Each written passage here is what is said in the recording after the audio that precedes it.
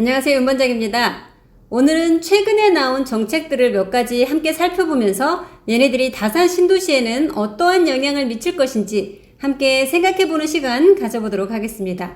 자, 요즘에 이런 것들 많이 들어보셨을 거예요. 출산가구 취득세 면제 내년부터, 그리고 특례 디딤돌, 특례 버팀목, 또는 50년 만기 주담대, 특례 보금자리론, 일반형, 우대형, 이런 얘기들 요즘에 많이 회자되고 있는 내용들인데요. 각각에 대해서 하나씩 간략히 살펴보도록 하겠습니다. 자, 먼저 출산가구 취득세 면제에 대해서 살펴보도록 하겠습니다. 요거는요, 조금 전에 발표가 되었던, 이전에 발표가 되었던 2023 지방세제 개편안에 포함되어 있던 내용인데요. 출산가구에 대해서 취득세를 500만원까지 면제해 주겠다, 한마디로 요런 정책이었어요. 자, 조금 더 자세히 보면은 민생안정지원 정책으로 들어가 있는 건데, 양육, 주거, 소비 등 서민 경제 지원을 하기 위해서 출산가구 주택에 대한 취득세를 감면하는 걸 신설하겠다. 누구한테? 출생하는 자녀의 부 또는 출생하는 아기 엄마 아빠한테 실거주 목적으로 주택을 취득할 경우에 당연히 취득하니까 취득세를 내야 되는데, 그때 내는 취득세를 500만원까지는 100% 면제해 주겠다라는 내용입니다. 취득세 100%라고 해서 500이 넘어도 1000만원, 2000만원이어도 무조건 면제해 준다라는 내용은 아닙니다. 500만원까지 면제해 주겠다라는 내용입니다. 그러면 만약에 5억짜리 주택을 산다라고 하면 취득세가 1%이기 때문에 취득세가 500만원이 되겠죠. 쉽게 취득세만 얘기를 한다라고 하면, 그러면 그거를 다 면제해주는 100% 면제 효과가 나오겠네요. 좀 더 자세히 내용을 들여다보면 여기만 볼게요. 2024년 1월 1일 내년입니다. 내년 1월부터 내후년 말까지, 25년 말까지 자녀를 출산한 자 또는 출생자의 부, 그러니까 자녀의 부모님을 1번, 2번 이렇게 감면 요건이 있습니다. 1번 자녀 출산 후 5년 이내 양육용 주택을 취득하거나, 아기 낳고 5년 이내에 집을 사거나, 또는 집을 사고 1년 이내에 아기를 낳아서 양육용 주택으로 사용하는 경우, 그러니까 집을 사고 5년 내에 애를 낳거나 아기 낳고 1년 내에 집을 사거나, 그럴 때, 자, 내년부터입니다. 올해는 아니에요. 내년 1월부터 취득한 주택에 한해서 그런 거고요.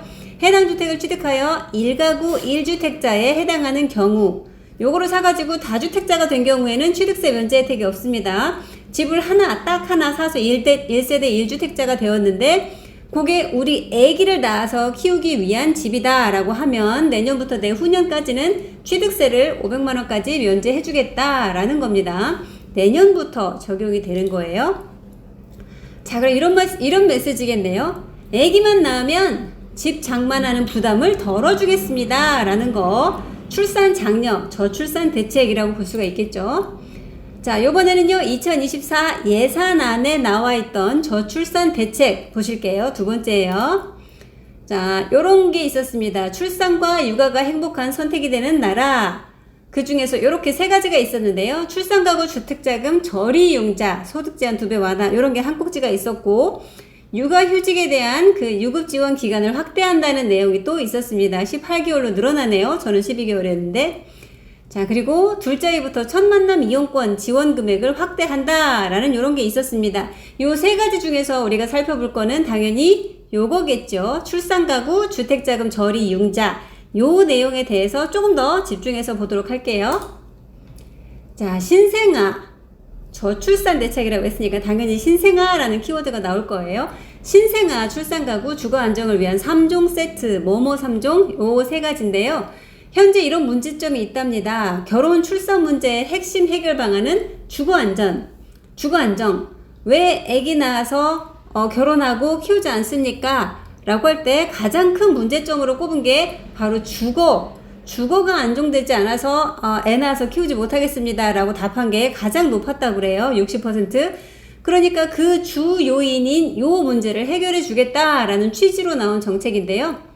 요렇게 나와 있고, 그리고 또 현재 결혼 페널티로 작용하여 출산 지연 악순환, 요 결혼 페널티라고 하는 거는요, 이따가도 보시겠지만 소득 요건 요런 거에서 한 명이 할 때는 6천만원, 7천만원인데 결혼해서 2명이 됐다. 그러면 소득 요건이 2배가 되는 게 아니라 그거보다 훨씬 적었습니다. 맞벌이 가구에 뭐 일반적으로 한 명 1인 가구일 때 6천만 원까지 소득이 나오면 어떠한 혜택을 주겠다라고 했는데, 맞벌이 부부가 되면은 그게 6천의 2배인 1,200, 1억 2천이 아니라 맞벌이 부부는 7천만 원까지 부부 합산 소득이 될 경우에 한해서 똑같은 혜택을 주겠습니다. 요런 식으로 나왔었기 때문에 그게 결혼에 페널티로 적용을 했다는 말이었습니다. 실제로 저희 고객님 중에도 이런 분이 사실 계셨습니다. 정책자금으로 전세자금을 활용하시려고 하는 분이 계셨습니다. 저리로. 근데 거기에 소득 요건이 좀 타이트하셨어요. 맞벌이셨고 부부 각각 소득이 있는 분이셨기 때문에 그 낮은 소득 기준은 훨씬 상회하는 분이셨어요. 그렇기 때문에 일부러 혼인 신고를 미루시는 분이 계셨습니다. 요 결혼 페널티를 피하기 위해서요. 혼자만의 소득으로 하면은 그 저리 기금 대출을 받을 수가 있는데, 둘이 합산 소득이 되면 소득이 너무 높아지기 때문에 혜택을 받을 수가 없게 되는 경우, 그런 경우들이 있었습니다. 실제로. 자, 그래서 혼인도 미루고 아기 낳는 것도 미루고 이런 악순환이 지속된다라는 내용이었죠. 그래서 3종 세트, 주택을 구입할 때, 그리고 빌릴 때 전세자금, 그리고 아싸리 새 거를 받을 때, 분양할 때, 이렇게 세 가지 경우에 대해서 모두 다 혜택을 주겠다라는 내용이네요. 자, 여기서는 요것만 좀 볼게요. 뒷페이지에서 좀 더 자세히 보고요.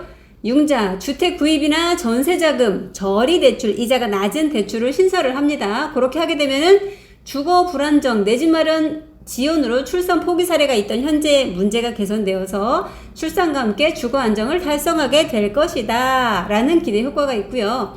분양이나 임대, 특별 분양 우선 배정을 신설합니다. 신생아들한테, 신생아가 있는 부모님한테, 가정에. 자, 그러면 그 사람들이 특공해서 무자녀 신혼부부나 미혼 청년들과 같이 경쟁을 해서 경쟁률이 높아서 집을 받기 어려웠었는데, 이제 별도 유형으로 따로 떼주기 때문에 경쟁률이 낮아지고 집을 받기가 쉬워진다, 당첨되기 쉬워진다라는 그런 효과를 노리고 있습니다. 자, 금액 조건 좀 더 자세히 볼게요. 신생아 특례 구입 전세자금 대출안. 요거는 쉽게 기억해 보세요. 구입할 땐 디딤돌, 전세는 버팀목. 이렇게 두 가지로 쉽게 생각하실 수가 있습니다. 자, 구입자금 디딤돌입니다. 근데 우리가 부르기 쉽게 구분해서 특례 디딤돌이라고 부를게요. 기존의 디딤돌은 자 7천만 원 이하, 소득이 7천이 넘으면 안 됐었습니다. 그리고 자산은 5억 원, 5.06억 원인데 5억 원 정도가 넘으면 안 됐고요. 대상 주택은 주택 가격이 6억 원 이하에서만 해당이 됐었습니다. 그럴 경우에 대출한도 4억 원까지 빌려주겠다, 낮은 이율로 라는 거였어요. 근데 우리 다산만 보더라도요, 6억 이하 주택 없습니다. 그리고 7천만 원 혼자는 가능할 수 있는데요, 맞벌이다 라고 하면 웬만하면 7천만 원 넘습니다. 비현실적인 금액이라고 할 수 있는데 요거를 현실적인 금액으로 풀어줬습니다. 자, 7천만 원이었던 게 1억 3천만 원 이하로 한도가 상향이 됐습니다. 그럼 부부가 한 사람이 7천만 원, 한 사람이 6천만 원, 연봉이 그렇다라고 합하면 1억 3천이죠. 그럴 경우에도 요 저리 대출을 받을 수 있게 해주겠다라는 거예요.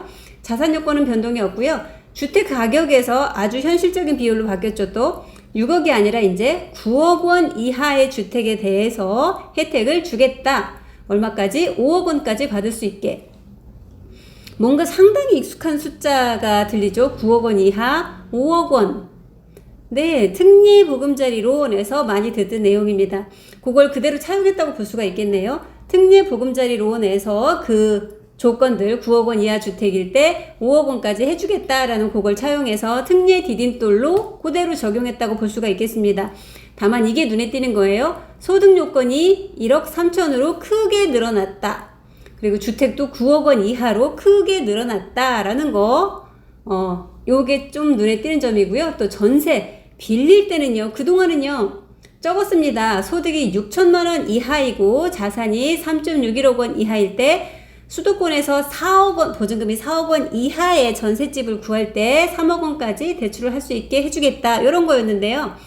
지금 전세가가 엄청 올랐습니다. 4억 원 이하 주택, 4억 원 이하의 전세 보증금 찾는 거 쉽지 않습니다. 그리고 6천만 원 이하, 부부가 맞벌이다라고 하면 6천만 원 넘기 쉽죠? 대부분 넘습니다. 그래서 여기도 동일하게 올라갔습니다. 부부가 맞벌이를 한다고 하더라도 소득이 1억 3천만 원 이하, 뭐 7천만 원, 6천만 원이라고 하더라도 받을 수 있게끔 해주겠다.